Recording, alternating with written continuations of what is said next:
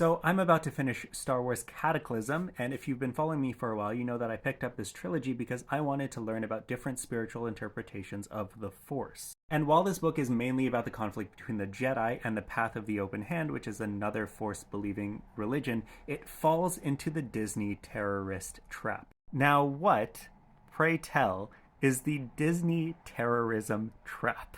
The Disney terrorism trap is something that I noticed in recent Disney media where when the antagonist starts to make a little bit too much sense, the plot makes them do some uncharacteristic violent act. And it makes sense because they're the bad guys. We need to be reminded that they're the bad guys.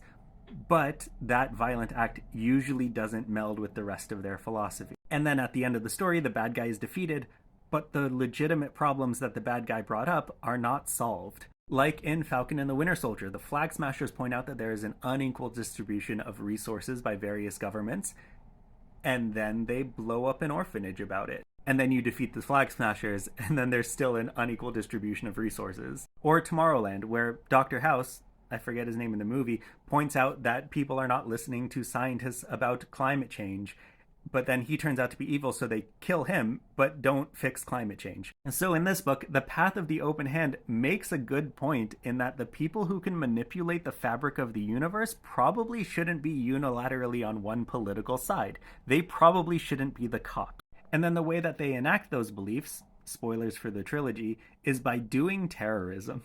And I think the author understands that those acts of terrorism do not align with the philosophy of the religion, which is why they have them committed by rogue agents who claim responsibility for the religion. Now, I understand why Disney is doing this because they're part of the establishment and they can't be anti-establishment, but it's a little bit on the nose when it happens so often.